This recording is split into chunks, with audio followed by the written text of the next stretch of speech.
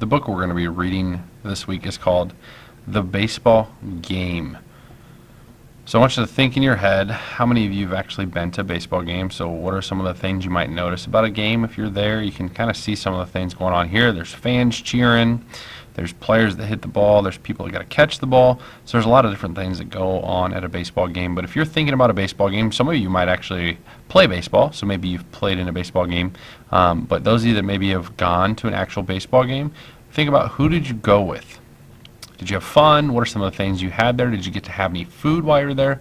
But think about that while we're reading this story, and think about how this story called The Baseball Game compares to your own adventures going to a baseball game. Mom loves baseball. She tells me stories about the games she saw when she was my age. We always play baseball in the park. Mom pitches the ball to me, and I try to hit it with my bat. Last week, Mom and I went to the baseball game. We wore our baseball caps in our red and yellow shirts.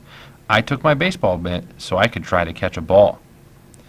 So be thinking about this. In the picture, you can see that they must live in a town where they have to take a bus for their transportation, but the boy and the mom are both wearing their team colors to support their team that they're going to watch, and the boy took his glove to catch any ball that might come over the fence where they're sitting. Mom and I took the bus to the game. When we get there, I gave our tickets to the man at the gate. We had to climb lots of steps to get to our seats. From there, I could see that the field was shaped like a diamond. We stood up to sing before the game. All the players lined up in a row. They held their hats over their hearts. The flag waved in the breeze as we sang. So be thinking about, what is that called when they do that before a game? If you said national anthem, that'd be correct. This is something that they usually do before some events like baseball or football. Kind of sporting events is what we would call those. But they sing the national anthem. Usually there's one person. We line up to celebrate our being part of the United States. The home team ran out on the field, and the other team got ready to bat.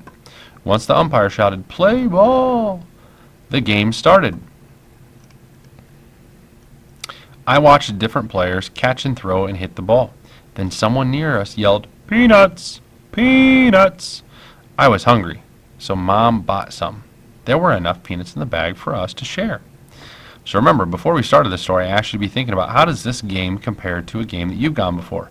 Have you ever had the chance to have some peanuts at the game? If not, think about, what did you get at the baseball game? Did you maybe get an ice cream cone? Did you get a something to drink? Maybe a frozen lemonade? What did you have? Maybe it was just popcorn that you got. But think about, how is this the same or different from your own experience going to a baseball game? Soon it was our team's turn to bat. I'm going to stop there and talk about, you can see they have on a red jersey and a yellow hat. And if you remember, the boy and the mom wore red shirts and yellow hats, just like the team. So that lets them know you usually wear your team colors to support your team.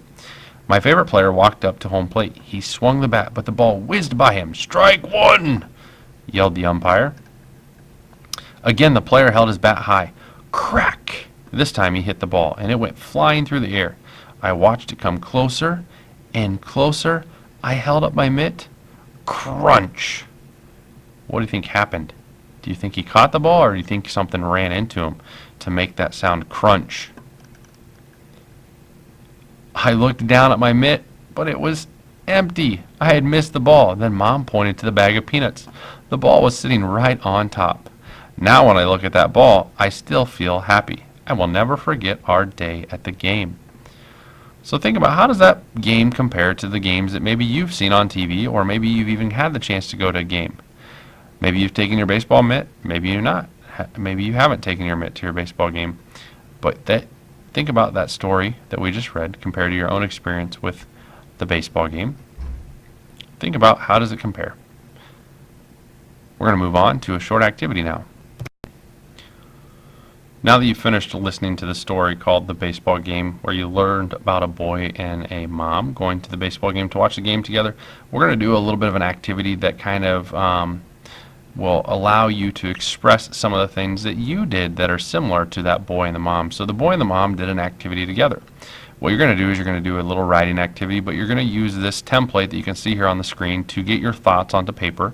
Then after you've gotten all your thoughts onto this paper, you're going to use little bird tails on the tablets to construct a story about family activities. So with this, you can see I've got a spot to put your name, and I also already have the title listed for you. It's called Family Activities. So it doesn't have to be that you went to a baseball game with your parents. Think about some of the things that you have done with your family. Maybe you've gone camping. Maybe you've gone to the pool together. Maybe it's that you've gone to a movie and watched a movie together. It could be that you do something at your house. Maybe it's just that you went out and played at a park, or you've even gone into your backyard and played catch. Think about something that you've done with your family. There are enough spots on this for you to put 4 different activities. Now I've already started them for you. You can see here I wrote my family likes to, and then you're going to complete that sentence with 1 activity. Then you're going to move to the second box and complete it and say my family likes to, and give me another idea of what your family likes to do. When you're all done filling in this page, you'll have a total of 4 activities. Then you're going to go ahead and open up Little Bird Tales, and you're going to use this activity page to help you construct your story. Now these boxes over here on the side are where you can draw your little pictures. So let's say that my first box, I said my family likes to go swimming together. So if I wrote that for my first activity, I need to draw a little picture over here. Maybe I just drew a picture of some water, and then maybe I drew a picture of myself here swimming in the water. That'll be what I'll use to help me get this into the Little Bird Tales. Now, when you can create your Little Bird Tales, this will be page number 1.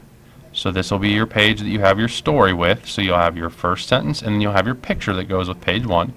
This would be page 2. So your second idea of what you do with your family would be page 2. Again, you'd have your picture that you'd put on page 2. And then same thing. So page 3 would be your third activity, and then page 4 would be your fourth activity. So you should end up with 4 pages when you're completely done with this story about the activities that you do with your family.